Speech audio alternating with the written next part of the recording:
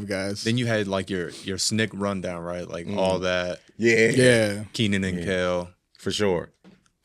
I used to love a lot of Nickelodeon, so it was like the drummer usually gets slimed all the time. I like the Tomb. What was the Tomb? Legends of the Hidden Temple. Yes. Hidden Temple. Yeah. Guts. Anything with some challenges and. I swear I could have killed Double Dare and I could have killed Guts. They picked the most unathletic kids. They did. I hated it. I was like, where are these kids from? Every time I watched it, I was like, I could do this. This is not hard. And we were athletes too, so we're like, this. I could definitely do this. Never one athletic kid ever on there. Not one. Right. Even like even the people that were supposed to be athletic, right? Like I would never pick you on my basketball team. Right. I would have beat that aggro Crag record in a split second. No, but Omega had them kids shook. Yeah. He did. You could start in the room with the green gargoyles or whatever he said. Just like that. The legend, crush this thing, man. The temple was the only one that I'm like, man, if I get popped up by one of them Aztecs, it's a wrap. Yeah, so, that's why they couldn't have no kid from the hood. Whoop his straight mouth. Yeah, is that your king? Right.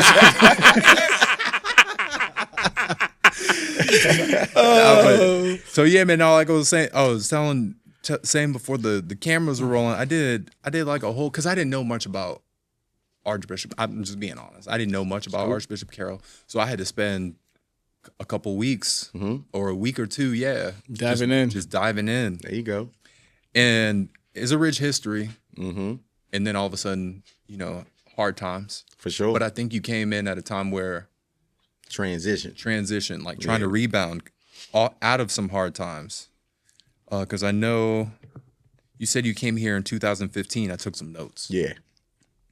And with Coach Rob Harris. With Coach Harris, that was he was an alum. Yes. Right. 91. Right. 90 or 91. I don't want to be wrong. I think it was 91. Like you're right. Yeah.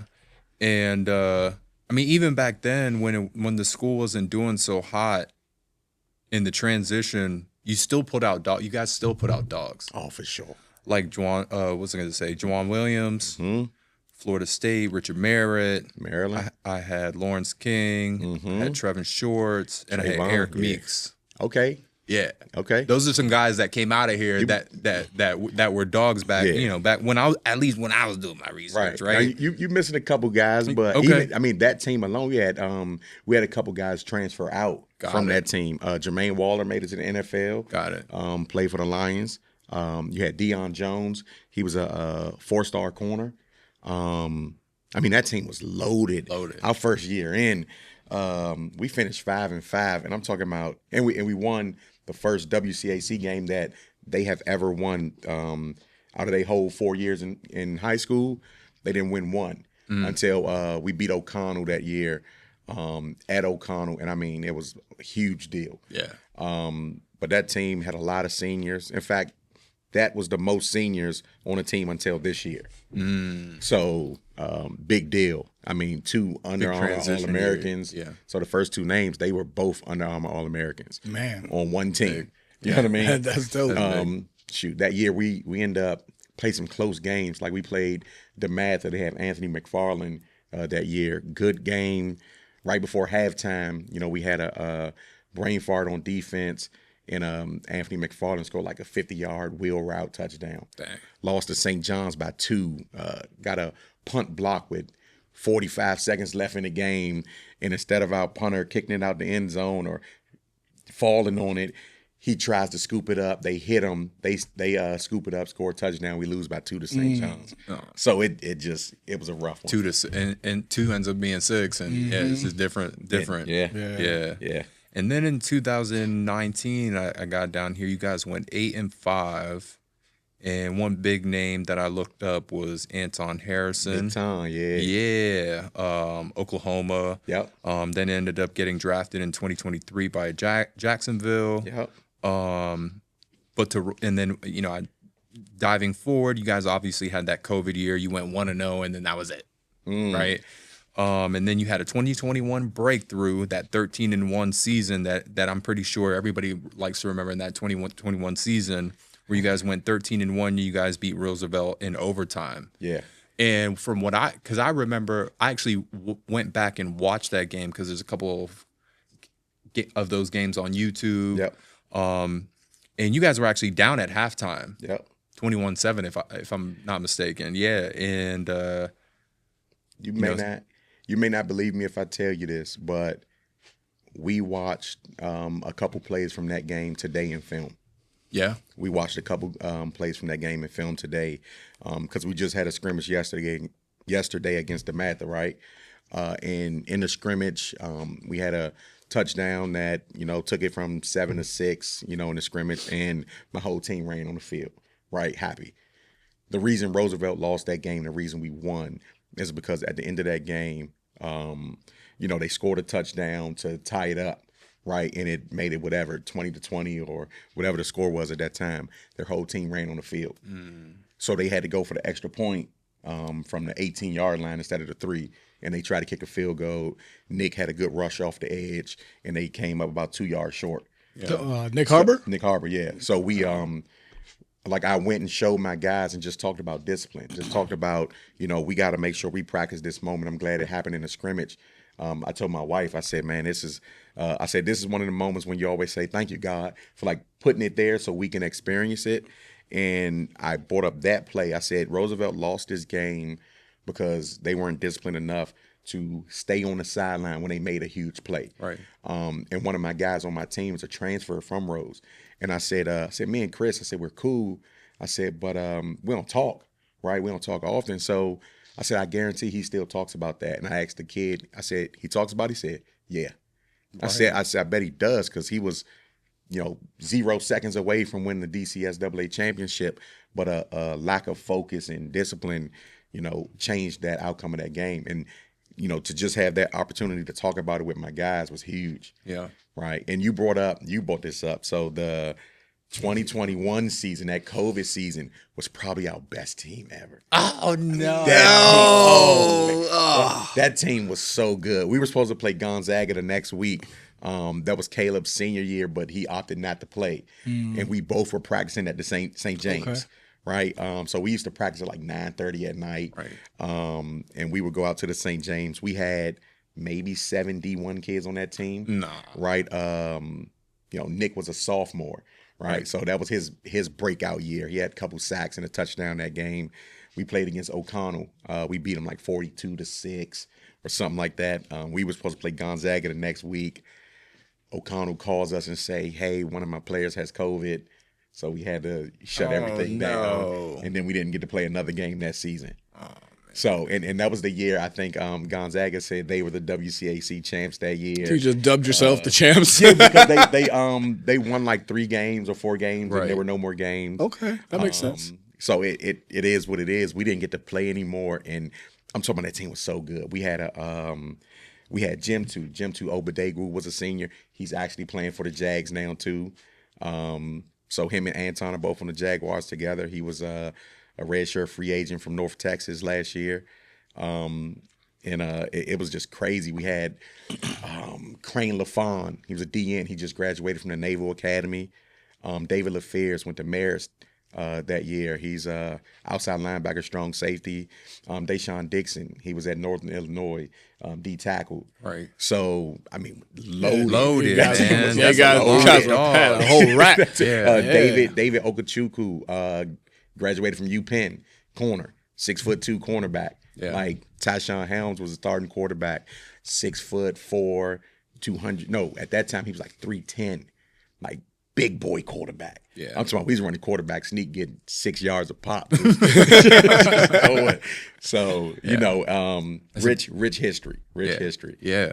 So and one of the things that stood out to me when I was doing my research about that 13-1 team is that you guys, I read in an article, you guys had a 3.2 team GPA.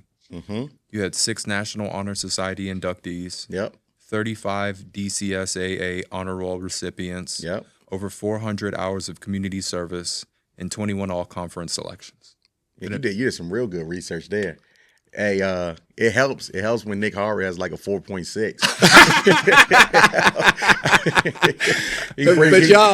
That tells me right there you're focused on, hey, football's important, but community and your academics. Right. Yeah. Right. Well, when you have a guy spearheading a team like that, it's so easy to rally around someone like that. For sure. And he exudes excellence. I would imagine. Yeah. And then everybody just wants to grab a piece of that and be a piece of that. You know what I mean? It's been a couple classes that academics haven't been a issue at all. Yeah. And that class was one of them. They were, what are they, class 23? So that class 23, high academic class, class 24, high academic class, class of 27, this class, high academic class. Yeah. I mean, they superb, right? Now that isn't every class, Right. I done had some classes where academics isn't some knucklehead classes. Yeah, they're super athletic though. So you guys had, I mean, after that state champs, you guys had a great season, 22. Yeah. So 21, 22. You guys had Harbor, Helm, Smith, Mongo, Boyd, Reed. I mean, those are just to name off some quick ones, right? Yeah. I did my research now, bro. I did my research. I didn't want to come in empty-handed. Like, what are we gonna talk about? I never doubt you, bro. I never doubt you. So I had to take a moment to talk about a kid that you just brought up. Okay. Sean Reed. Sean Reed was one of those guys that was a transitional kid for us. Talk about it. I wish I was able to do more for him, or we were able to do more for him to help him out academically, to be sound. I mean, he was a ninth grader with like 3 D1 offers. I feel like he picked up Temple after ninth grade. I was his position coach, right? So he was a linebacker. I was his linebacker coach. I remember Coach Harris was like, hey, quick, we have to get him on the field somewhere. Like, he started out as a freshman. We put him at D tackle. And Coach Sale Manley, he's our recruiter. He's my general manager now, right? And my head JV coach. But he recruited this kid. And, I mean, we have a combine for our 8th graders to see who can do what. It's a terrible test taker. Like, he ran a slow 40. He looked so lazy, lackadaisical. But when he plays football, I'm talking about dog. From 9th grade to 12th grade, he was a game changer. And he played selfless positions. I mean, he was a starting middle linebacker. So there, he averaged like 130 tackles a season, right? Okay. He was the game changer in the state championship game. Yes. Yeah. And the thing is, he played fullback too. And fullback is so selfless. Like, we were running a 2-back system, I formation, and his lead blocks were crazy. Man, I have a cousin, rest in peace, Lando Griffin. And when I say, my cousin would say, I'm coming to the game just to see Sean Reed play. And I mean, he meant it. And he just wanted to see him lead block. I mean, literally, just lead block. Just take on the DN. Just Neil Collins in the backfield. And blast them, and then get on defense. Lorenzo Neal. Yeah, Lorenzo Neal, that's who it was. And Sean Reed literally was one of those kids, unsung hero. Yeah, like, if you know, you know. But it's one of those things where there were kids who came in after him, never played on his team, who just know, hey, that was a guy. Yeah. Like, that was a guy. Yep. Yeah. Yep. Biggest thing that stood to me, because I did take some notes on him, biggest thing that stood to me about him was just the overtime touchdown that he had in the state championship game that sealed it. Yeah. Right? So, yeah, you had your 21, 22, and then you got passed the baton in 23. Yeah. Right? And still, very much a rebuilding effort over the past 3 years. Yeah. But one of the biggest things that, like all great coaches that I've been around, they always have some sort of motto that they stand for in their program. And when I was researching yours, and correct me if I'm wrong, I came up with REAL. Respect, effort, accountability, and love. There you go. Is that it? That's it. All right. We'll talk a little bit about that, Coach. That's what's up. The fact that you're able to find it is hey, is man, pretty cool. Come on now. I that's a little research. I don't care. I'm going to look over here. That's pretty cool. Yeah, so, long story short, right? When I got offered a job, right? Larry Savoy, president, thank you. Hit me up, asked me if I wanted to take it. I had to talk to my wife about it, and, she said, pray about it. Right, things just kind of lined up for us. Right, it was a significant pay cut from what I was doing before, And, I prayed on it and I wanted to do it. And I said, if I'm going to do it, I'm going to do it right. Right. And what I did, the first thing I did was create a culture playbook. I said, I want to have this how I want it. Right. As an assistant coach, you have all these great ideas, but the head coach makes the ultimate decision on what you're going to do. Correct. Right. So Coach Harris, I appreciate him giving me the opportunity. He would say, hey, quick, whenever you get your own team, you can do what you want. I bet. So now I have my own team. So the first thing I'm going to do is this culture playbook, real. And I pick real. I pick those 4 words for a reason, because I think that's what we need at all times, right? And the biggest thing for me was love, right? And I want my guys to always know that not only do I love them, but I want them to know it, feel it, and hear it, right? I don't think is good enough or enough to just love someone. I think you have to tell them, you have to show them. Because it's not a lot of times where a young black man is going to hear a grown black man tell him, I love you, right? So I made sure it was in there so it can be spoke on often, right? And when I say, hey, we're going to break it out on real, they understand that we're talking respect, effort, accountability, and love. I love that. And love is a part of it at all times.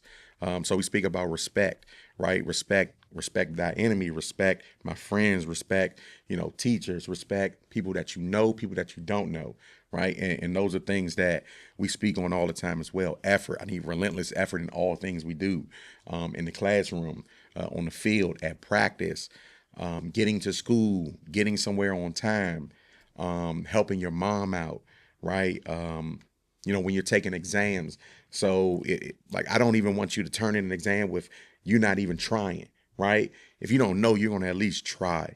And then the last part is that accountability, right? So when you do fail, do you say that's on me, right? We had things that happened yesterday in our scrimmage.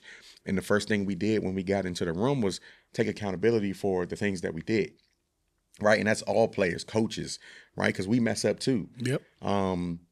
I'm the type of person, I quote movies all the time, right? And one of the things I quote at all times is players mess up, right? Is players F up. Yeah. And I say it all the time. My wife's probably, she gonna look at this one day and be like, he does say that all the time, right? But I mean it. It's like, hey, it's cool. We mess up. My bad. Let's keep moving. So just real. And you'll hear my players talk about it and they'll say, because it is real. Yeah. And the document that I created, it has 4 sections, right? It talks about real as an athlete, talk about real in your community, talk about real at home, and it talks about real in school. So there's examples of it, and I break down examples of respect, effort, accountability, and love in all aspects, right? So now I need all of them to understand that. Will they get it right now? Maybe not all of it, right? Most people won't get all of it, but to hand it to them and for somebody to see it and read it, I think it gives them an idea of who I am, and it lets my assistant coaches know why I coach the way I coach, right? Why I say yes when I say yes to things, why I say no to certain things, because I'm not that guy. I'm not an old school coach. You know what I mean? I'm not always the one that's going to do it the traditional way, right? So I just want people to know that. We are building our culture on those pillars, right? And that's why I created a document. And when I sat down with Miss Elena Gilmore, who was the principal at the time, and Larry Savoy, I presented them with that document so they knew what I was bringing into this thing. They knew me as a football coach, but I wanted them to understand me as a man and what I was going to bring to this community. So, yes, real is our culture that we've built this on. Man. I struck the gold mine with that one. You did. That was deep. Yeah, man. That was deep. I think it's important when you come up with a culture definitions for your program. It's important for you to take those culture, what those cultures stand for and what the program is going to be defined by, and allowed to be scalable throughout everything else. Yeah, like you said, the home, right? In your business, right? In how you treat people. And that's the one thing I did love about Real is you're able to not only apply it to football, but you're able to apply it to all facets of life. Those life skills, right, comes from that foundation of what your football program is trying to teach, right? Sure. It's not just on the field, it's off the field too. When Doug Marrone came to Syracuse after, a an awful 4 or 5 years. One of the things that Coach Schaefer did, Scott Schaefer, his defensive coordinator, came in is he implemented something very simple for us. There's things that you can control, everything else you can't control. So control the controllables. For sure. Right? And that's your attitude, your effort, and your enthusiasm. As long as you can control those things, the chips are going to fall where they fall. Yeah. And everything else, like, let it play out. Yeah. But if you control those 3 things, you're going to end up on the right side 90% of the time. Absolutely. Right? And I've applied that to football, and then I applied to everything else in life. Yeah. Because you have to be able to scale those lessons that you learn in football. And I tell these guys all the time, like, it doesn't matter if we show up and nobody's there. It doesn't matter if we show up and everybody's there. We're there for a purpose. We're there for these kids. We're there to represent the area, right? And as long as you control your attitude, effort, and enthusiasm, they're going to know who you are. And it doesn't matter if it's year 1. It doesn't matter if it's year 10. And we weren't doing this, 5 years ago. Right. Right. And so we just kept controlling the controllables. And one thing I did add, Coach Schaefer, was focus, because I feel like you can control that too. For sure. Right. It may be 5 minutes of focus. It may be 5 weeks of focus. It may be 5 days of focus, but you can control that amount of focus that you put into something. So, when you scale it all, those football lessons all the way out to, what you're doing outside of football, those are the important culture builders. Yeah, absolutely. And one of the things that I love and you're clearly passionate about is, how much you guys pour into these kids. Absolutely. And the way you talk about them. And, I wish I had more time with them, and I wish I had more, I wish we had more of an opportunity with this X amount of kid with like Reed, right? And that's one of the things that we try to implement in these kids as well when we introduce ourselves to them is like, we've been through the process, just like a lot of the coaches have been through the process. But this is your process. Yeah. We try to put you at the forefront of everything because you think you need the exposure, you think you need the education, you think you need, the efficiencies and to reach out to agents and to all these other things. But realistically, all of these people need you. For sure. All of these people wouldn't You're have the commodity. You're the commodity. That makes perfect sense. You know what I mean? And so like when we introduce levels, they're like, it's free for athletes. I'm like, you're the commodity. Why would we charge you? We're charging the people that's trying to reach out to you. Yeah. That would make sense, right? Yeah. It wouldn't make sense to scale back and say, well, we're just going to cut off 60% of our demographic because we want to charge you $300 a single every month. It just doesn't make any sense. For sure. We cut off half the kids in DC if that were the case. Hey, what they say, Econ 101. Right. So I'm not going to give away the rest of our revenue model, but it's one of those things where if you haven't been through the process, if you haven't lived the process, if you don't pour into the kids genuinely, then you're just another person who's just chasing the dollar, and chasing them with the dollar. So it's really encouraging to hear you guys say that, to hear you say that. Give us a little bit about your background, Coach, and like where did you come from before Carroll? Like where were you at? Gotcha. I don't think how far to go, but grew up in the DMV, right? And I say that because I lived in DC, Maryland, and Virginia as a youth. You lived in all three? I lived in all three. Where in Virginia did you live? Alexandria. Okay. I went to Core Kelly Magnet School. It was a feeder for GW, and I would have went to TC Williams. Gotcha. Oh, Right? okay. But we ended up moving to Upper Marlboro when I was 4th grade. Shoot, short story. I still was in school at Core Kelly in the 4th grade, so I used to wake up at 5 in the morning to get on a bus to take a bus to Alexandria to go to elementary school for like the last 2 weeks. Maryland was out, and all the Maryland kids would look at us. Me and my sister get up to go to school in the morning, and it was like, y'all still in school? It was like, yeah, Alexandria City is still in school, so that sucked. Yeah. So I grew up in Upper Marlboro, went to Frederick Douglass. I think my best friend, my brother, Quentin Brown. Me and him played ball together at Douglass. Story about him. I got many stories about you, dog. You're going to hate this. I'm going to look at the camera when I say this. I definitely almost broke his collarbone one time. He thought he was big dog, thought he could run me over when he was in high school. I was like, come on, man, I'm your offensive lineman. Why would you think that? He got a little big-headed, so he ran right into me, and he got up screaming like, ah. I think it's broken. Wait, what? Collarbone? Yeah, I was like, it may be. But when you're young and was Q's calves this big too when he was like 5 years old? They were big, but they couldn't compare to mine. So like I was walking around like 290 in high school. So true. That 160-pound frame he had, those cats was huge for a 160-pound guy. But that's my brother, man. I love him, man. He's godfather to my son. That's awesome. I met Q for my first time on my unofficial recruiting visit up to Syracuse. Yeah, it probably was a good time. It was a good time. I had some good times in Syracuse too.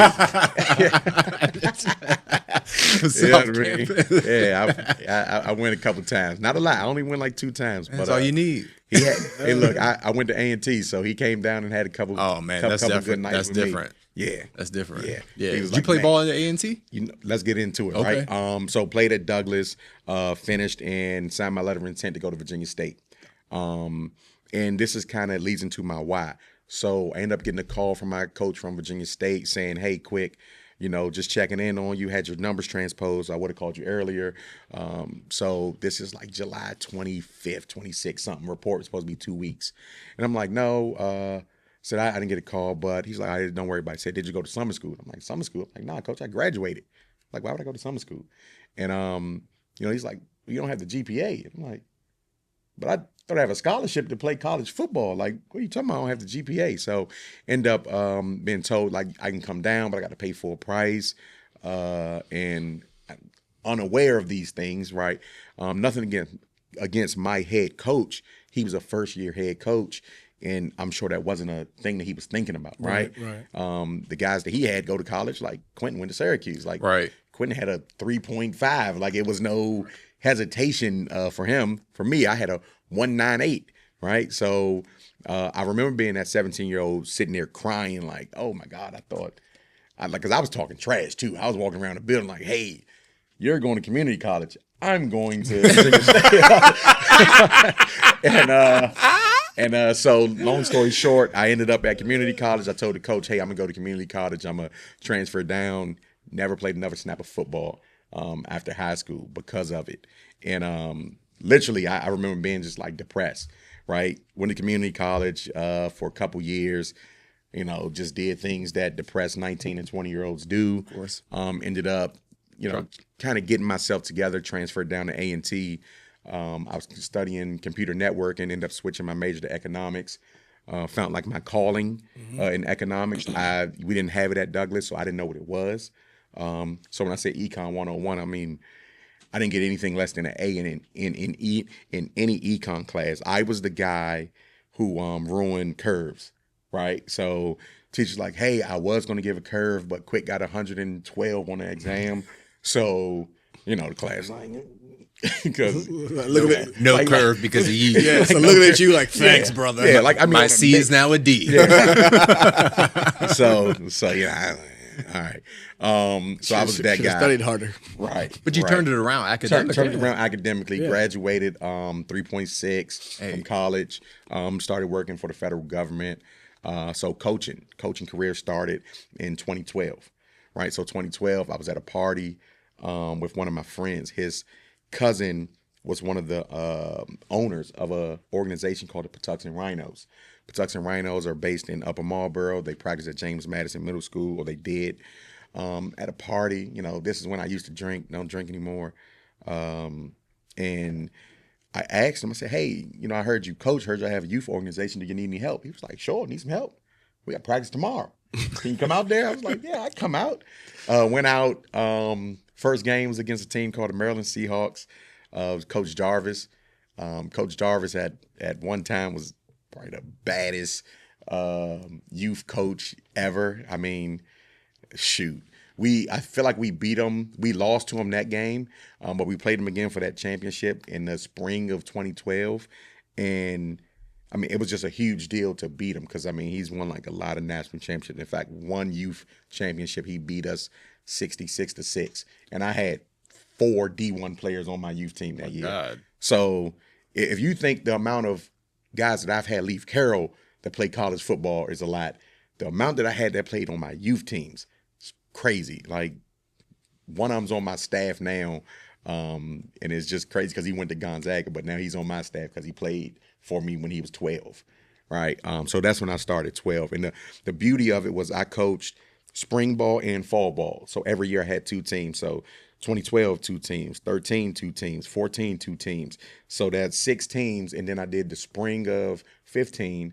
So that's my 7th team. And then I came to Carroll and I was the JVD coordinator and started like that. And I've went from JVD coordinator to head varsity coach in my time here at Carroll. But we've also started a youth team that we play in the spring called the Academy Cubs. Okay. The Academy Cubs is really what changed everything. It's where we discovered Sean Reed. It's where we discovered a lot of our talent. Like it was a kid that played in our Cubs called Ife Opedegwu. And Ife now is the starting corner at the University of Oregon, right? And Ife went to Carroll 9th, 10th grade, transferred to St. Francis, and now he's at Oregon. Man, I hit Ife up now like, hey, man, you're doing it. Like, I still tell him, love you, dog, love you too, coach. And I know he has his relationship with his St. Francis guys, but that was something that he needed to be where he's at. But, I mean, when I say Coach Sale Manley identifies talent, amazing at identifying talent. Anybody that's good in D.C. either played on the Cubs or know about us. And I mean, it's crazy how good he is at what he does. But that's my youth and coaching career all put in one. So didn't get to play any more ball after high school. It hurt, but I'm very transparent about it because that's my why. My why is that 17-year-old Quick who sat at home crying by herself and having to call my mom and tell her, and my mom look at me and say, you didn't know, but I knew. I knew what your grades were. I know what it takes to be a college athlete. And I had to let you fail because if I didn't, you would have thought what you were doing was okay, right? And the reason why I coached, that was why I started, was because of that feeling of failure. And I didn't want to let someone else feel like that, right? That's why I go so hard as a head coach. That's why I do everything I can to help my guys get in school. That's why I push them so hard academically because I wasn't pushed like that. You know, as long as I was eligible, I was cool. Right? It wasn't no, hey, Quick, why don't you get a 3.5? It was, do you have a 2.0? If you got a 2.0, then you can play. If not, you can't. And that was literally the conversation, you know, fortunately or unfortunately, but it made me the man that I am today. Right? Yeah. I appreciate your candidness because something you said during your section right here was the guy who's at Oregon, I don't want to butcher his name, so I'm not Iffy. Let's say Iffy, right? You said he left Carroll and went to St. Francis. Yes. And you're okay with that, right? A lot of coaches would have an issue with kids leaving their program and them not being the one that sent them to college. Even though you're sending multiple other athletes into top colleges, I really appreciate that you're not, that's my guy, you're not going anywhere kind of mentality. So that's that was outside of you being very candid on your personal life. That was a big thing for me because a lot of, not coaches we've had on, but just what we've seen, don't like guys leaving their program. Man, in full transparency with it, right? Was I upset that he left? Sure. Yeah. I lost a 6'1", 180-pound cornerback, right? Who was a dog as a 9th grader. Yeah, I was upset, but he was struggling here. Like academically, he was struggling, and he went there and he was able to figure it out. Right? Like I said, his brother is Jim 2. His brother's the kid that's for the Jaguars. Okay. And we got Jim 2 because we recruited Iffy and he saw Jim 2. So I'm not upset about it, disappointed, at the time, but it's not about me. It's bigger than football. Exactly. Right? And I want him to be successful. That was the path that he needed to take to be successful. The starting center at St. Francis right now, Freddie Jacobs, is a Carroll kid. Right? And to me, he's an Academy Cub. He's a Carroll kid. And he's committed now to college, to Wingate, I think. Not Wingate, Wagner. And I called him, or I texted him and said, Freddie, congratulations. Right. If that's what you had to do to get what you needed, cool. Yeah. That doesn't take him off of honestly, that doesn't take them off of the list that I have in my head of the kids that I've helped support make a great decision and become better in life. We love that, Coach. Yeah. We absolutely love that. I mean, you're passionate about the kids in high school, but then you extended yourself and said, you know what, I can develop them earlier. Mm-hmm. And it's a statistic I always throw out there on our pod. 4% of athletes go in high school make it to college, but in DC it's 8%. Right? Why is it 8% in DC, and why is it 10% in places like, or 12% in places like Houston? Right? And the reason it's 10% in places like DC is because people like you reach out to these kids and develop them at an early age as a culture, and it's an attitude that says, if it's with me, great. If it's not with me, great. Right? And what matters is the kid's success, like I said. Right. You want to know what it is at Carroll since I took over as head coach? Real. No. Oh. Every senior, if we just calculate the seniors, it's been about 50%. 50% of my seniors typically play college football. Play college ball. I got a call yesterday. It brought me to tears. And you know who I'm talking about. Called me yesterday. We had a conversation on the phone on my drive into work. And the dad's like, man, Coach and I went through a whole lot. I was like, yeah, I get it. You know, he was like, yeah, you know, my son's out in Cali. I was like, oh, that's what's up. In school? He said, yeah. So yeah, he's playing ball. You know, he's doing some community college ball, and you know, he's on track to play some D1 ball, you know, if they bring him up. And I'm like, what? I'm like, so he decided to go, right? Like at our fall banquet, I got a call in the back of my car. I got a call from a coach at a community college in Cali say, hey, I like these 3 kids. You know, I'm like, Coach, I don't even know if they still want to play football, but I'll ask. And one of them was like, yeah, I would do it. I didn't know that he followed through with it. Oh, wow. Right? Gave them the information, set them up with a virtual tour. And to hear that he's there now, I'm driving and I have tears in my eyes because I was just so joyful. Like, I was so happy. I was so happy for him because, and this is besides the stats of it, right? It just was, I remember this kid as a 14-year-old, and there was nothing about him that made you say, hey, this kid is going to be a college football player one day, right? He was 5'5", maybe, maybe $140, big old hands. And now he's 6'2", like 220, big old hands. But it just worked out for him. And I'm talking about, I'm sitting there talking to Dad, and Dad's telling me what he's going through, and I'm sitting there fighting back tears while I'm driving, trying to listen to Dad. I'm like, but it worked out for this kid. I'm like, Dad, yeah, you struggled through this year, but what happened with you and your boy, y'all went through a football season together, and he's now playing college football.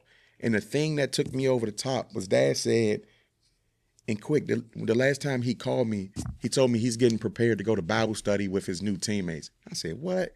He said, yeah, this last year was hard on all of us, but what it did was make him closer with God. And I said, boy, you just don't know what you're doing to me right now on this drive into work.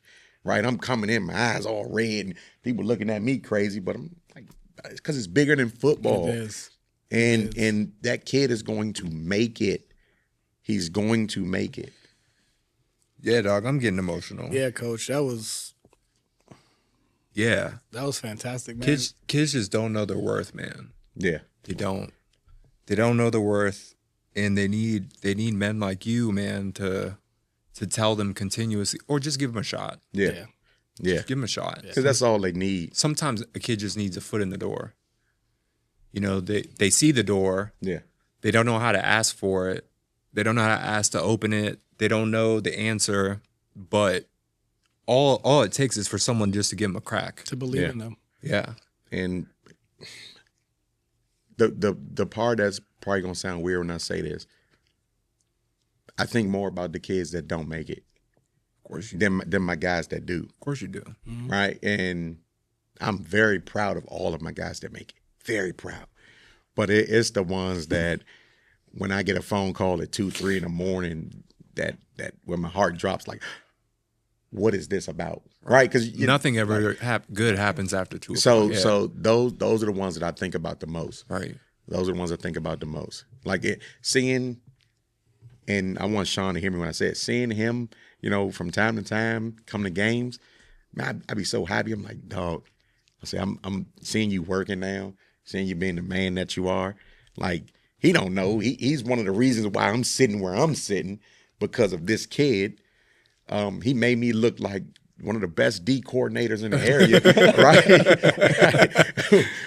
we got 2 championships on his back. Everybody talks about Nick Harbor, right? Yeah. But for me and for everybody on that team, they knew who the dog was on the team. They like everybody knows that. Wow. Right? Nick is a freak athlete. Yeah. They knew that Sean Reed, when he makes a play, things are going to change. And just like, and I wouldn't be here if, because it made me look good.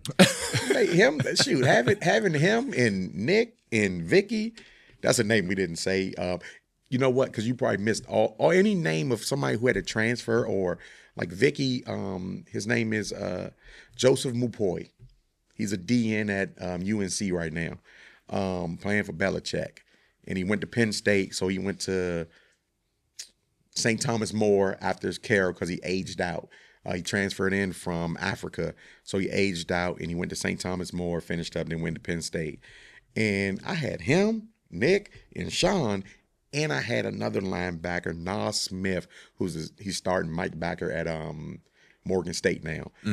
That was, man, goodness. Two ends in the middle. Come on, let me see your offense. Vicky had he hasn't played football before, and we scrimmaged Gonzaga that year. He had 4 sacks against Gonzaga. He picked up a Maryland offer after the Gonzaga scrimmage. That's wild. I mean, they say don't touch the quarterback. I remember, man. Vicky was he was slapping the quarterback in the helmet. Vicky, just stop hitting him. Yes, coach. Yes, very good. That's exactly because he like French was his first language, so he was just like, "We." I said, "But we gonna get fined, and we will never play again if you keep doing that." I remember that conversation before the scrimmage. I said, Vicky. I said, "This is your coming out party." I said, "I guarantee you get an offer if you do well in this game." We played Theodore Roosevelt the first game of the season that year. There's it may still be on Instagram. There's like an Instagram clip of him attacking. We're the reason that Roosevelt became good because we beat up on that starting quarterback so bad they had to put Khalil in. Right? Like Khalil was a 10th grader. And that senior that was there, I know after the game, he was like, "Coach, I don't know if this for me." This thing, turn a basketball player. I'm seeing ghosts. So there's a clip of David, who's a D1 Ivy League corner. David like presses their receiver out of bounds, and you see Vicky come around the edge, hitting the quarterback like boom. And the quarterback is getting hit, the receiver's getting up.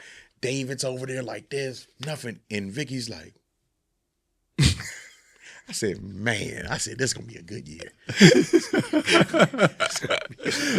So, like, one of the questions I had about Harbor was like, as a coach, do you resist the urge to make the entire defense around him? But I think you just answered that question. Why would you have to? You had 3-4 other dogs that all played in the box. What it sounds like it was the other coaches are like, all right, we got Harbor, we got Nicky, we got the middle. Like, where do I go? What, and then talking about your corner is mashing receivers up. So it's like, what do I do? And David was a transfer in. We had we had a couple guys who can do their thing. We had a couple guys who can do their thing. Is that me? I have no idea. Yep. I was like, what is that? I was looking at Josh like, I'm like, I'm looking at my producer like, hey man, turn your phone off. Because he had his phone. My bad. Backyard band just came on. See, and what's crazy? The song is Joy. That's so funny. Look at good guy. That's how God works. That's how God works, man. God, man. But no. So that year, man, and I didn't get in my bag or anything. Like when I say keep it simple, oh my God, I kept it so simple. I'm talking about we ran like 3 fronts. We ran 3 coverages, and I let them guys play fast. That defense, I remember that defense. We called it SRT. And the theme for it, because I used to have themes for my defense. The theme for it was house party.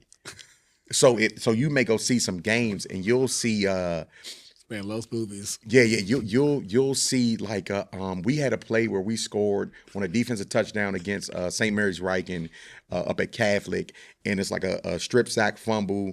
And they pick it up in the end zone. Sean picks it up in the end zone.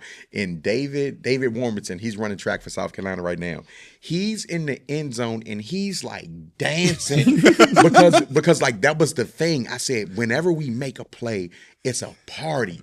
And they started like dancing and party because they bought into it. The U. They bought into it. The Carroll U. I'm a big Canes fan. So man, when they started partying, I'm on the sideline like, yeah.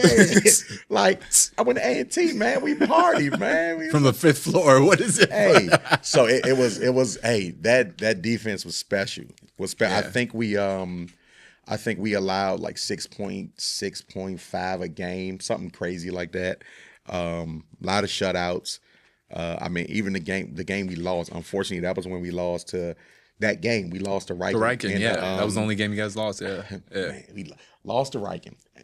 I coach offense now, right? So I gave my offensive coordinator a hard time after that game. He was like, "Quick, is this on me?" I'm like, "No," but. We scored on defense and we allowed 7 points. So we are wiped clean, right? And we had a pick and took it back to like the 12 and we didn't score. You zeroed out. So, right. Punt got blocked and they returned it for a touchdown. And I think it was like a pick 6 or something. But it's like, yeah, you lost the game, man. Right? It's like, what yes, is this? It's on you. We didn't lose the game. Look, but I never been that guy. Right? So I'm just like, I'm gonna say it for you, Coach. We're media. You work for the government. Right? You can't say those things. Yeah, we'll say it. Not no more. I work at Carroll now. I'm in the building. But I mean, I just was like, bro, like I feel like we played lights out. Yeah. Like I remember watching the game back, and you can hear the announcers, like, there's 4 units out here.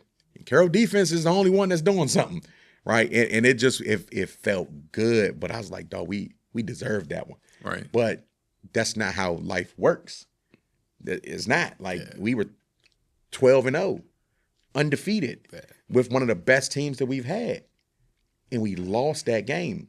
And it didn't matter how much partying our defense did; like it takes everybody. Yep. And that was one of them lessons where I was like, that's why I keep it simple, right, at all times, because I'm glad you brought that up, because when we were talking off camera on the phone, like we talked about, and this is what Drew always tells us about high school football, it's like coaches convolute the playbook, coaches convolute kids' minds, and you literally just said it right here on the podcast, playing simple, and look what you were doing playing simple. You don't need all the fancy stuff, maybe a couple motions, right?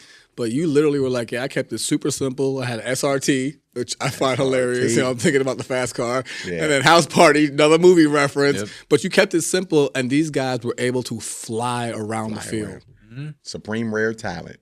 That's what SRT was. Supreme rare talent. I like that. We might have to steal that, Coach. I'll give you credit, though. I'll give you credit. The acronym king over here. I know where I'm coming to. Hey, I came up with that at team camp. At that time, I had Derian Berry. He's starting Mike Backer at Merrimack, and Nas Smith, like I said, starting at Morgan State. Them dudes was dogs. They was my Sean. When Sean Reed left, it was them two. Yeah. But they had to see him while they were younger. So they came on as freshmen when we were at the St. James practicing, and he used to light they butt up. I don't know if I can cuss on here, but you can. I mean, we don't. If you want to, yes, you can. I've only been bleeped out one time, but I asked for it. It's good. So I still have videos of like them at the St. James, and I would see like now looking at Jerium now, he's 6'2", like 225, neck is huge. Okay. Right? Maybe 6'3" now. But looking at him as a freshman at that 170 at like 6 feet, I said, what I'm gonna do with this tall, skinny linebacker? Like, you know what I mean? Man, he's so intimidating now when you see him. Yeah. he just looks just vicious. built into the frame. And he's not going to beat. Like, I love you, Coach. My man Gaines up at Merrimack, but you may have him for another year or two. Like, he's a dog. Like, he's a dog. That Porter gonna come calling. Hey, 5 for 5, man. He's a dog. That's so funny. But no, man. So yeah, you said keeping it simple. So I listen to a lot of podcasts. I study a lot. The reason why I'm here, man, I do a lot of professional development when it comes to football coaching. I took it serious, right? One thing that Rob Harris taught me was this isn't a hobby. This is a job. Yeah. And I've treated it like a job since I got here in 15. Right there, I go to AFCA. I'm a part of Glacier. I make sure I'm a part of the Minority Coaches Association. So anything I can be a part of, I'm a part of it. You gotta check us out next time in AFCA. We were down there last year. I was there. We were down there. We're going this year to Indy. I'll be there. Yeah, I'll be there. So I'll make sure we link up, man. Let's go out. Let's chat. Yeah. We had a good time in Charlotte. Yeah, say less. It was good. Charlotte was good. Yeah, we'll talk when we finish with this. Yeah. But no, when I say playing fast, so play fast football. There's a guy who I know said keep it simple, play fast. I can't remember his name right now. But me calling offense now, like I said, we scrimmaged DeMatha yesterday in maybe 9. I made it call 9 plays, right? There were some variations on it at times, but I mean, literally, I said we're going to have an identity play, and we was on the last drive, we had to score to, like I said, win a scrimmage, but. And I told him, I said, if this is going to be our identity play, we're going to do it. It was 4th and 4, and we had to get a first down, and we ran it. Like I said, this is us.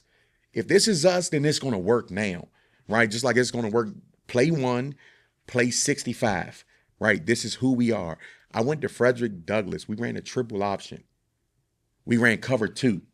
You knew you were going to see triple option. You knew you were going to see cover 2. With the track star at QB. Right. I'm an offensive lineman on that team. We had 3,000 rushing yards. Right? Q had 1,000. Q had like 1,400. I'm about to say Q had a lot. My fullback, he had 1,200. The running back had 6. Right? And did y'all throw it though? No. For what? Like sometimes when we had to. Okay. We played against a guy that went to Syracuse at Calvert Hall, and we had to that game. We completed like 3 passes, hit a game-winning field goal on the last drive after completing the pass because they had a good team too. But when I think about it now, think about this. Frederick Douglass is a 2A public school. Calvert Hall is a MIAA Division A private school. We went up there and beat them with 29 people on our team. That's not supposed to happen. Yeah, I seen Douglass think twice because when we started Dark Visors, our first season was Gwen Park. Okay. So we saw Gwen Park play Douglass. Okay. So I definitely know when you say 2A, that's Maryland 2A. Yeah. Trust me. I feel bad, man. I was just at Towson for 7-on-7, and Coach, forgive me for my face. I know it looked crazy, but I was talking to the coach up there, and we were just chopping it up. He's like, yeah, I'm from Maryland too. I'm like, oh, that's what's up. So where'd you go to school? He said, Gwen Park. I said, what? he recruiting. And when he said it, because I'm sitting there trying to sell my receiver and my tight end. I was like, what? I was like, yeah. I said, oh, man. And rivalries don't die. Rivalries don't die. To calm myself down a little bit. It don't. When someone tells me they went to Westfield, I'm like, oh. Yeah, that's how I feel about, oh, you at Chantilly? Great. Good for you. Like, and it's funny because there's dudes from Gwen Park I fooled with, right? Yeah. Like, because they were just good competition. Like, great competition. My toughest blocks ever, Phil Taylor. Phil Taylor, man. Oh, my goodness. He's one of the biggest kids I ever seen in my life. Like, and he had to play the 3-tech in front of me. I'm like, come on, man. Come on, man. Well, y'all put him here. Right. When I saw him get drafted by the Browns, I said, see, I knew it. I knew I wasn't tripping. Yeah. He was a dog. He was a dog. Luckily, I had to block him when he was a puppy, though. Yeah. That's the best. He was young. I was trying. I couldn't move him, but he wasn't going to make the play. I was getting in that hip pocket. He wasn't going to make the play. I was technique. He ain't going to get it. Nah, it's funny you say keep it simple and so that the kids can play fast. Yeah, I every time we would watch a game, and I would figure a coach out before, by halftime. And I'm just like, the playbook is not geared towards the kids that are on this team. Yeah. All your kids run a 5-5 and you run in zone read option. Make it make sense. Hey, you know what I mean? Hey. And it's like, find out what your team identity is. Pick your best 3 runs or your 3-run concepts. Dress it in 5 different formations. Same thing with your passing, your passing tree or whatever passing combination you want to run. Yep. Run it through multiple formations. You can get fancy and start out one formation and motion to another or switch to another. That just undresses the defense for you. But realistically, like 15 plays is going to do it from all different formations. Still running the same play. Yeah, you're still running the same play. It took me a couple years on offense to figure that out. Because all I thought about was being a defensive coach. Like, I kept it simple on defense, but offense used to show me all this crazy stuff. And I'm like, I remember getting prepared for this crap. I got to prepare for, the wing here. I got to prepare for trip swing. I got to prepare for duo. Got to prepare for slot. Got to prepare for 2-back, 3-back, 1-back. I got to prepare for tight end, double tight end trips. I got to prepare for, pro. You know what I mean? And I was like, man, if I give them all this stuff, it's going to be tough. Yeah. Hey, but then I'm dealing with 14-year-olds who can't remember anything. Right. We got to a point yesterday. I said, you know what? I'm not even going to call these other plays because you ain't going to make me look bad. I know what y'all run well. We're going to run that. And we going to stay simple. There was we completed like 2nd and 12. We completed like a slant and got 10 yards on it. And I said, I don't even call it go ball. If we're going to get 10 yards on a slant, then... Yeah. What that bubble do then? Yeah. Same drive called a bubble when we picked up 7. I said, this is why this week in practice, we had a bubble drill. So we had 2 drills. We did a 3-on-2. Had 2 linemen, quarterback, running back. Quarterback just handing it off. And I had D tackle and a linebacker, like literally just going at it, right? Small box, stay within the box. There's 2 gaps. Sure. We got to just open up one of them gaps for the running back to get through. And then we did another drill where it was 2-on-2, where we did either smoke screen or bubble screen, right? And I remember during the screen drill, my offensive guys, the first couple got lit up. Just wow. Because, with defense, I'm trying to tell my defensive coach, because I'll coach defense. I'm telling him he's going to see this. Be like, please don't tee off. Here you go. I said, Coach, they have to take a read step first. Like, can they at least give me a read step? Coach, they are read stepping. We watched film and them dudes triggering us. How can you not? How can you not, dog? Just blast. It's like one-on-one pass rush. How can you not? You got a defensive guy, you got an offensive guy, so he's over here loving it. Like, he's getting juice. Just blasting the receivers, right?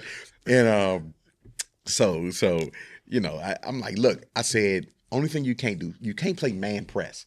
I said, because I'm not going to call this against man press. Yeah. At least give me a cover 3 or 4 look. Right. Like, just give me that look. Force that read step. Like, come on, man. And then offense started to get off, right? And so we ran it in the game, and I said, hey, remember when y'all said that stupid drill we was running in practice? I said, did it seem easier at practice or in the game? He was like, it was easy in the game. I said, yeah, because the offensive lineman ran out there and blocked somebody else, and the running back came and blocked somebody else. I said, I put you in a disadvantage at practice. 2-on-2. There's nobody to block that man. You got to make a miss, and that's all I need from my receiver. Make one miss and go get me 5 yards. That's right. That's cool. And I needed a moment like that for it to click in their minds because they think they're so smart. Right. Well, 14-year-old doesn't, right? But 17, 18-year-old, they all think they know everything. Yeah. The one thing I've learned, I'll be 40 this year. The one thing I've learned, I don't know anything. I keep learning. And I keep having these aha moments. And that's the beauty of life. It's like wisdom is learning that you don't know anything and keep learning, keep being open to learning. And you'll become a better person over time. That's right. Right. That's right. That's great advice right there. I have more oh shit moments now than I've ever did in my 20s. For sure. Like when things started clicking, you're like, oh shit, that makes sense. Yeah. Right? Yeah. The minute you drop that arrogance of I know everything and kind of like I know nothing, everything starts to come to you and you're like, oh. Yeah. Oh. I wish it was the other way around. Sometimes. Where I was like super wise as a kid and then got like old and grumpy and arrogant as a old man. That's how I wish it was. Like, unfortunately, that's not how life works. At all. He'd be so arrogant as a kid. Just, hey, that stove hot. What? That's literally what it is. It's hey, if you drive really fast, you may get in an accident. Like, why would I buy this car if I can't drive it fast? Right. Different SRT. Yeah, I'm going to drive it fast. Excuse me, I'm going to. So it's just stupid stuff. You know, talking to multiple girls may get you in trouble. Nah, I can handle it. Now you don't have no problem. Right. Now you the guy. So I want to just wrap up a little bit and talk a little bit about the team that you have coming in. Okay. I know that one player that stands out, I was doing my research, is Tibbs, right? Your class of 28 wide receiver. Coleman Tibbs now. Okay, is it Coleman Tibbs? Yeah, as of 3 days ago. As of 3 days, congratulations. How you say his first name? Daquan? Daquan. Yeah, mama called him Day-Day. Day-Day, I like that. Day-Day Coleman Tibbs. There you go. All right.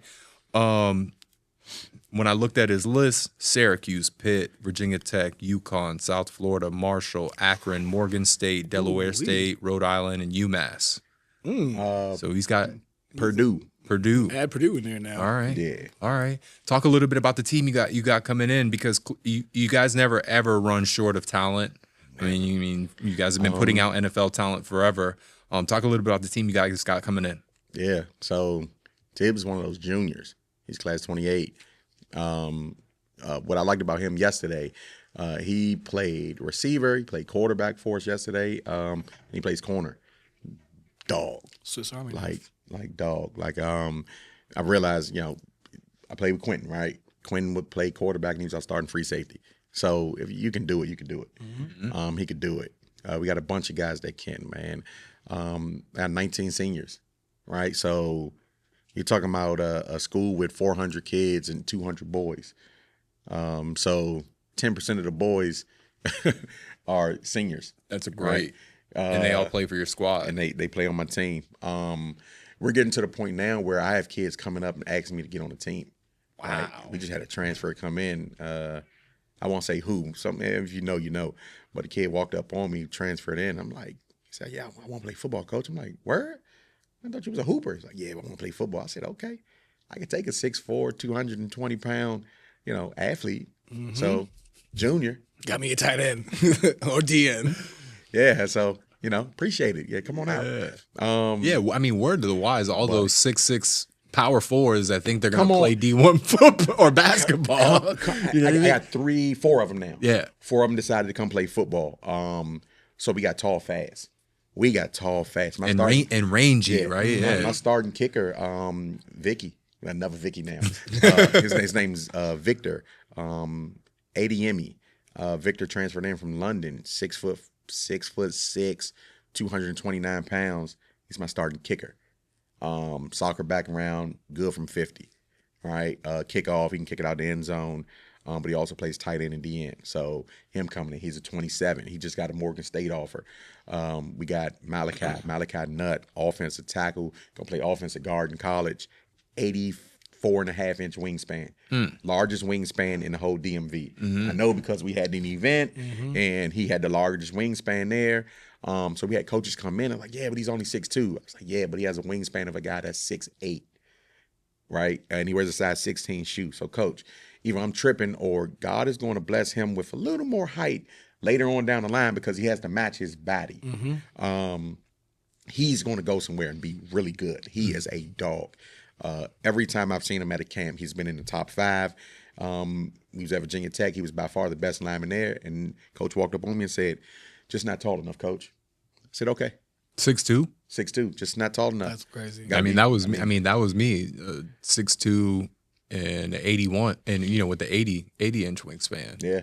And he's probably super athletic. He's gonna get his, man. Yeah, for sure. Yeah, for sure. Yeah. And he had the highest GPA on the team last year. Transferred in from St. Francis. Went to a good council before that. Really struggled with academically. Came to Carroll, 3.9 student now. Right, like that's a leader on the team. Yeah. Oh, I love it. Like the story, I love it. I can't wait for signing day for him. It's gonna be amazing. I got a set of twins, Darnell and Deshaun Williams, both 3.4 GPA kids. Darnell's 5'9", Deshaun 6'2". So, and they're twins? They're twins. I love it. Twins, clear they're fraternal, but they look just alike. I can identify them now. Both of them are really good athletes. One's my starting corner, been starting since he was a freshman. Got my starting Y. He does a really good job. Like Deshaun's the receiver. He's the 6'2" one. He does a really good job. They're both have University of South Florida. And then we have, just go over some more seniors. We got Chase McNeil, my starting free safety. Big play he made yesterday, man. The man caught this nice slant over the middle. He came and met the slant, hit him head on the ball popped straight in the air. I saw that on Instagram. Tone setter. He set the tone with it. He ran track for us. If you know anything about our track program, best in the country. Like top 5 track program in the USA. And he made the team. It's so hard to make the team. You got to be 10'6" or better to make our track team. Chase, one of those guys, he put on about 15 pounds of muscle. And he still made the track team. And he's a 3'6" guy. Like, he's an Ivy League kid, right? He's going to be playing somewhere Ivy League. As long as he can get a good SAT score, he'll be all right. And then you got my starting center, been starting since freshman year. His name is JoJo Douglas. Told you about the kid, Freddie Jacobs, that's at St. Francis now. Freddie got hurt his last year here. You know what? He's the one that tore his ACL. He's that one. And he didn't do it playing football. He did it, me being a new head coach. I had them guys out there playing tug of war, just building up that rah-rah stuff, right? Because I thought that's what you're supposed to do. So it still to this day kind of haunts me because it's like, did we need to do tug of war? But he transferred out, and JoJo had to be the starting center since he was a freshman. Now he's a senior, and it's paying off. Like a 4-year WCAC starter at center, anchor of our line, plays D tackle. He's gonna play college ball. Rob Smith, undersized running back, but was our real athlete of the year last year. Plays offense, plays defense, plays special teams. We done put on 15 pounds of muscle too. He's rocked up, looks good GPA. He's my starting tailback right now, and our backfield is loaded. We have Rob Smith. He was TK's backup. So TK was a 3-star running back that's at UMass, who I can show you some clips of him at UMass. He is going bananas at team camp, right? He is going bananas. So, UMass, good luck. You have Rob Smith, and then after him, I have Robert Coleman. I have Jason Battle, who transferred back from Coolidge.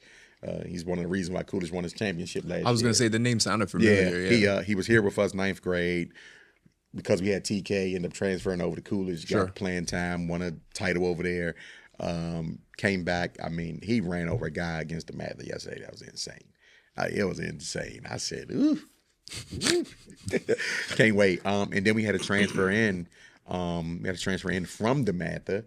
My nephew, so Quentin's stepson, Caden Coleman Bennett. I was wondering when Caden was going to make the move. Okay. So Caden's in the backfield too. I'm talking about all 4 of those guys are going to play college football. Oh yeah. And Caden already has the Maryland offer. I think he's sitting on the Syracuse offer too. And I know Virginia Tech's heavy, so we'll see how it goes. But 10th grader. Q ain't let them go nowhere but to Syracuse.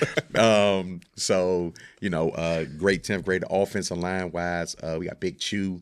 Chew's one of the biggest humans I've ever seen in my life. I love you, big dog. Chew is 6'7", 350-ish pounds. Oh my God. What does Chew stand for? Chakuma. I knew it. Chakuma. I knew it. Incapado. I knew it. Incapado. He has. I didn't know that, but I knew it had to stand for something like that. He you know has what I'm saying? 7. He has 7 offers right now. My God. 7 big P4 offers. So I think it's 3 P4s. Okay. But FCS, not that it matters. Yeah. You know what I'm saying? So if we're trying to get, I mean, I told him, like I told him, we watched the first scrimmage. Like our first scrimmage, we went against Potomac Falls. Appreciated Coach Yao for letting us compete. We scored like 8, 9 touchdowns. And I told Chew he had a play where he galloped and he knocked the guy over. And I said, Chew, if you want to go next level, gallop, knock him over, then go get the safety, right? Gallop knocks him over and he like belly flops on him and takes the, extra pounds to just put on his kid. And it's like, you want to be a D1 athlete, like do that. You're supposed to. He's small compared to you, and go get the next guy. Right, take people out. So I'm just trying to get him to understand that you need to be better than just this one guy in front of you, right? Because you're a game changer. And then you have, I got my man at right guard, Kofi Brown. He was a second team DCS AA last year, and we brought in. I got a freshman at right tackle, dog. Isaiah Fullington, dog. He came in, he's about 6'2", he's like 315, from Hart Middle School. It was a good get. Like I remember sending my recruiter to Hart. I said, hey, it's a big boy I want him. And we got him. And I mean, the first scrimmage, I sent his film out to every offensive line coach I know. I remember Ohio State hit me back like, hey, what's his name? It's like, okay, noted, coach, thanks. And I'm sitting there like, appreciate it. Because me and Tyler Bowen, we are at least on a text relationship basis, because when he was at Penn State, he was recruiting Anton, right? Mm-hmm. So he was a tight end coach. He was the area recruiter. So it's like you build these relationships, and it's tough to build them as an assistant coach. But cool people know cool people, right? He a cool dude. So it's like whenever he come in town, it's like, hey, let's hang out. He's like, I bet. All right, so just a cool dude. That's why I go to AFCA. Yeah. Right. Yep. I mean, I'm shaking hands. Like people always try to figure out, like, Coach, quick, how do you get 50, 60 colleges to come through Carroll? I was like, one in WCAC, but people who actually like me. Yeah. Like you're a likable guy. Like they don't come because I always have talent. We don't always have D1 talent or like FBS talent, but we at least can sit down and chop it up. Like, it's always been love. Whenever you see me out there, it's always been love. Yeah. Oh, so good. This is a big thing. I told him, like, we have to go interview quick. Oh man, I appreciate it. I try to be real at all times. Try to be genuine, right? And I think that people can kind of draw into that a little bit. It's like if you just be who you are, it's hard to be fake because you got to keep doing it. Right. And unfortunately for me, to have Quentin as a best friend, we both talkers. Oh my God! He's the guy. He's the guy that I get to be quiet around, and I'd be like, "Hey, Q, I'm gonna let you finish, but let me." You were like, son, that's son. Every morning after I do my quiet time, I get on Facebook to see what Q said. Q's monologue. His monologue. Yes. I'm like, what has he got for me today? Hey man, that's your man. I love him so much. We do. We love Q, man. I'm sure he was the same in high school all the way through. Yeah. So we talk about this now, right? I'm gonna finish with my team. No, you good. You good. Of course, there's more guys, right? Jaden McNair, starting Mike Bagger, has a couple D1 offers. I said this about Jaden yesterday. He looks like a football player now. Like he got the 6-pack abs. He had his shirt rolled up, 6'1". Creative player. Creative player. I said, I hit my coach like, hey, look at this one. Man, he looked the part. So, and looking the part matters, right? To the coaches, right? Yeah, at least absolutely. Because he at the DMV showcase, he won the linebackers. Okay. Like he ended up winning linebackers. So, I'm like, okay. And it's a kid, when we recruited him, we didn't know he was going to be that. We didn't know he was going to turn out to be a 6'1" Mike Backer with abs and vice president of the senior class. We didn't know he was that dude. You could tell he's offensive lineman talking about the abs. Yeah. It's like, look, man, jealous. You see jealous. Abs. I ain't never seen them in my life. Especially with Q as a best friend. Right. Right. Mr. Shirt off all the time. Put it on, bro. Put your shirt on, dog. Come on, Q. First of all, if we shirt off, Gucci Mane's Shirt Off was this dude's theme song. When he came down to visit me in college. So I was different in college, right? I had a full-time job. I went to school full-time, and I worked nightclub security. Right. So by the time he came down to come to my graduation, it was all, I knew everybody I needed to know. We going to the club, we come out, he was like, oh man, that was fun. Like, bro, what are you doing? Like, you don't have to, like supermodel. Like, I can't. I'm a big dude. I've never taken my shirt off with the arms crossed and like come off this way. We do it back like you know what I'm saying? My shirt come off. I'm pulling my arm through. You only getting you getting rows on one side, and I'm sneaking out the other side. He getting the middle all the way up. I'm like, bro, chill out, my shirt off. What? He's like, what? Flexing, what? Okay, don't even worry about it. I said, bro, I got him. Like, we ain't got to do that. I can make a phone call. They're going to be here. You ain't got to. Well, in his defense, we can't do that at Syracuse. That's the thing. You know what I'm saying? He didn't know. He didn't know. Only in August and July and August. Nah, after that, it's snowing. It's brick. Hey, it was different. You know what I'm saying? Like, my house at the time, we rented a house. Bennett College for Girls was on the same street where my house was at. So it was like a thing at one time to get a picture at our pool table, right? Like you needed a picture at that house over there at the pool table. And if you got a picture there, like you kind of established that you're somebody. Like, okay, cool. We used to throw parties, like pajama parties, and yeah, I had a good time in college. Yeah, it sounds like it. Right. For all those aspiring to play college football, the parties are great. No, I'm just kidding. It's a great time, man. It is. College is a great time. College is a great time. Get your education. And I tell my boys this, and I mean it wholeheartedly. Yes, get your education. I don't know if this is a family podcast or what, but half and half. The girls look better in college. They look better when you get out of college and get a career. Right. Yep. Right. They look better when you get out of college, get a career, and start making real money. So if you just do the right things, they keep looking better and better and better. And they'll like you more and more and more. 1,000%. So, like, I don't know. Are you guys married? Yes. We're married, yes. Everyone on this deck is married. Yeah. And me too. It's like you get married, and all of a sudden they want you more. You gotta fight them off. All I'm saying is no rush now. Right. Like, stay focused on what your goals are. Mm-hmm. I don't want to be the guy to get into it right now with all the motivational speak.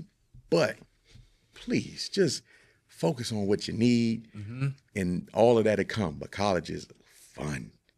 Always fun. It is, man. It is. And you hit it on the head, Coach. I never really thought about that. Like, the more you get towards that 1% of that dude, right? Because you already put yourself in a statistical category when you're an athlete, because chances are you're 6 foot plus. Right. So there's already a desirable. Yep. Then you got an education. That's already making you even more desirable. He can talk. Right. He's educated. Right. And then all of a sudden you get a career because of that degree. And he right. got a job. And he got a job. Probably got some money. Right. Yeah. That makes you more desirable. And then all of a sudden you're in this 1% category where you get to pick and choose choices. Options. Life is all about choices, right? All about choices. And man, you hit it on the head, Coach. Like, stay focused. My dad used to say, "Take your time." Mama used to say, "Remember that song? Take your time." Yeah. So, 100%. I did want to tap in on one thing before because it's a private school. Yeah. And we always like to gather this piece of information from coaches.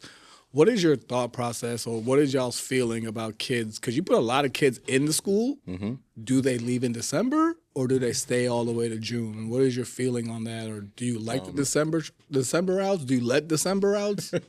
Do I like it? I absolutely love it. Unfortunately, in our league, we can't do it. Okay. I don't know, but I know our school isn't a semester school. And I'm sure that's what you need, a semester school or trimester school for somebody to leave early. We're a full-year school. So English 12 starts at the beginning of the year and ends at the end of the year. Okay. So there's no way for somebody to leave our school early. And that's a WCAC thing? Yeah, I don't know of any WCAC schools that let you leave early. Okay. Interesting. Like, you're going to graduate. You're going to walk across that stage, or you're going to graduate and, you know, have those things. That is also another reason why people choose to go to some of these The other academies, schools. yeah. Is there an academic track or academic partnerships that you partner with DC that would allow them to fill those gaps? So if they had the option to leave in December, they could, or is that not something that you guys have explored? We've never explored it. I don't. Because the way our school works, so we make kids take. There's a requirement for 4 Englishes, 4 maths, 4 science. So like there's certain kids that we can't even let transfer in because they've stopped taking math. Interesting. Or they stopped taking science. So it works in your favor because, you know, NCAA clearinghouse or eligibility center is you only need 3 maths and 3 sciences. So if you kind of slack off in one, you have an opportunity to have that 4th one. Your senior year can help you out because, you know, you're only a knucklehead 9th grade. So 12th grade can help you out if you get it right. So unfortunately, we don't have that option. You know, most coaches who come in here know that. Yeah. Right. That's good to know. And that's one of those things that's kind of hard on that P4 level because they want you coming in definitely in January. I've talked to some coaches and they said they're not offering you unless you can come in and compete and be a starter or at least second string. Yep. And, you know, they're going to need you there in January because there's no way for you to come in July or June and compete to start.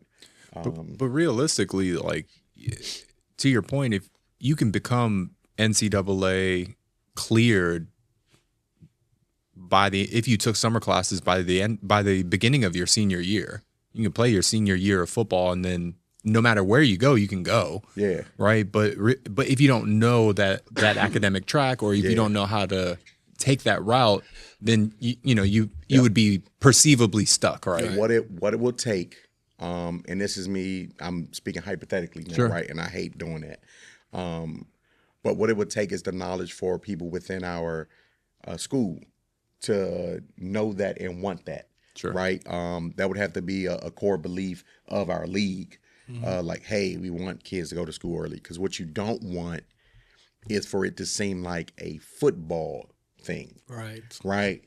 It needs to be a academic reason for doing it. I love football, but I have student athletes, right? So I always have to walk that line of articulating things in a way that meets the need of a student and athlete, right? Because that is a benefit for the athlete. We can make an argument to say it's a benefit for the student because he gets to graduate early, but he's probably going to stay for the next 2 years to play his last 2 years of college ball, unless he's that guy. If he's just that guy, he's that guy. Sure. Right. You know, because there's ways that it can happen. I've seen it. I've seen guys at other schools leave that school and then go to another school and graduate early. You know, I can think of one guy right now who was an academy Cub, and he left the school he was at. Now he's in college before they even walked. Right. And I'm gonna watch your season, man. I'm excited. And you know, it's unfortunate, but I don't know if we've even had that conversation. Yeah. Right. But it doesn't seem that it hurts you at all.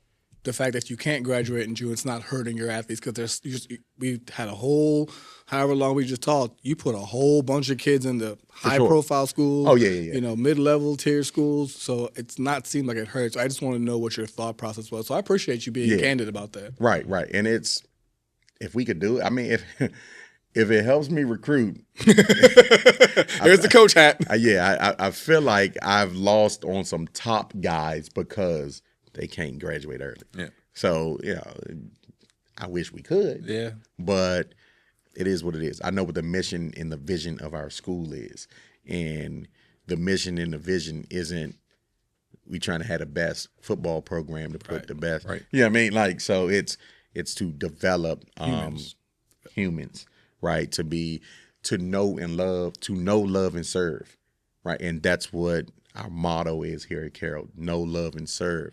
And, you know, the thing you'll hear about us all the time is like the service that we do. You spoke about service hours. It's huge here. It's huge, right? If I made a phone call and told kids they was gonna get service hours to come help, man, there'd been 20 kids back there holding lights and cameras and trying to help out, because that's just what we do. Yeah. Like, that's what this school is all about. That's beautiful, Yeah. man. Yeah, and you know, the WCAC traditionally they pride themselves on developing student athletes, right? But student comes first. For sure. Right? And that's what their focus is. That it's been a 70 plus year focus in this conference, and it's going to take more than just a change in the NCAA process For sure. to uproot an entire tradition. Yep. And people are going to love that about the WCAC, and some people are not going to love that about the WCAC, and both are okay. That's okay. For sure. Yeah, For sure. both are Not okay. everything is for everyone. That's right. And it's still one of the best leagues in the country. 1,000%. Why you think we're coming out? 1,000%. Exactly. Why you think we're showing up? Exactly. Hey, I hit you up. I was like, hey, man, we got to come to your game. So this is what I was going to say about me and Quentin. Me and Goes him, back to Q. No, because y'all just it made me think about it. You brought up how we were growing up, and it was me and him used to sit at his house from time to time, and we would play NCAA, and we would start franchises and teams, and we would play for like days and hours at a time, 14 hours, right? And now we work together in the same building. And there's days we come to work, and I'll stand outside, and I'll see him pull up, and I'm like, hey, Q, man, they let us have a football team in the WCAC. That's so funny, man. Hey, man. That's so funny. Full circle moment, man. Yeah, It's beautiful. It really is, man. Hey, Coach Quick, we appreciate you. We appreciate you. This won't be the last time we come out pro. I promise thanks, you, brother. man. Appreciate Good you. luck this season. Always wish you the best. We love you, man. Hope your team stays healthy. Yes, Most sir. importantly, Yes. hope they stay healthy. And of course, man, we're looking forward to come out to homecoming, and hopefully we get a playoff game this year. Yeah. When you guys run the table. For sure. All right, man. But B, did you have anything else? No, I think I got everything out, man. This is so much fun. This was Coach, fun. you This were was great, fun. man. Yeah, man. Thank you. I'm Thank a you. little nervous, man. You ain't nervous. Your Nah, podcast man, ready. This was great. That was cool. All right, baby. Levels out.